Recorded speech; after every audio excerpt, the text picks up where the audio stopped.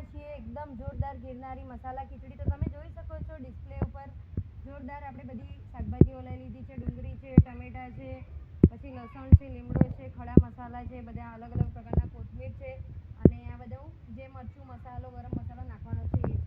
અને હવે આપણે તેનો વઘાર કરીશું.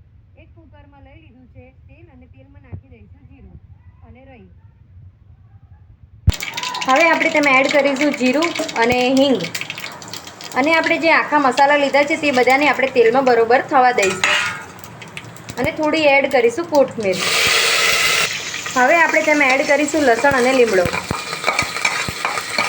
અને તેલમાં બરોબર રીતે થવા દઈશું. તમને ભાવતા શાકભાજી તમે આમાં એડ કરી શકો છો, જેમ કે ફુલાવર છે, કોબી છે, વટાણા છે, પછી બટાકા છે. તો મારા ઘરે અત્યારે આટલું જ અવેલેબલ હતું, ડુંગળી, ટમેટાં અને આ રીતે. તો આપણે એ એડ કર્યું. હવે આપણે તેમાં એડ કરીશું ડુંગળી અને ડુંગળીને થોડી લાલ જેવી થવા દઈશું. આ દાળ અને ચોખા આપણે અડધો કલાકના પલાળી રાખેલા છીએ અને એમાં આપણે બટેકા પણ એડ કરેલા છે. હવે આપણે એડ કરીશું ટમેટાં એડ કરી દીધા પછી મીઠું એડ કરીશું. બધા શાકભાજીને બરોબર સાતળવા દેવાના છે. પછી આપણે તેમાં એડ કરીશું મરચું મસાલા.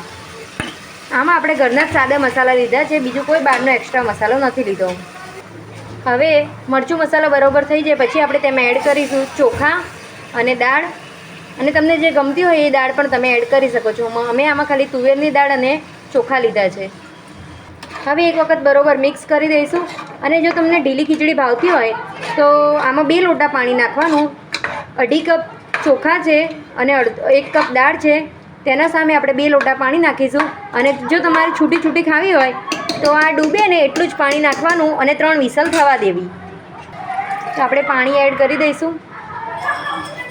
અમે એકદમ ઢીલી ખાઈએ છીએ એટલે અમે આમાં 2 લોટા પાણી એડ કર્યું છે અને 3 વિસલ થવા દઈશું. અને આપણે થોડી ઉપરથી કોથમીર નાખી દઈશું. તો ગાઈસ, તમે આ મસાલા ખીચડીને છાશ સાથે અથવા કઢી સાથે સર્વ કરી શકો છો. તો 3 સીટી પછી આપણી ખીચડી રેડી થઈ જશે. આને તમે મસાલા ખીચડી પણ કહી શકો છો, ગિરનારી ખીચડી પણ કહી શકો છો.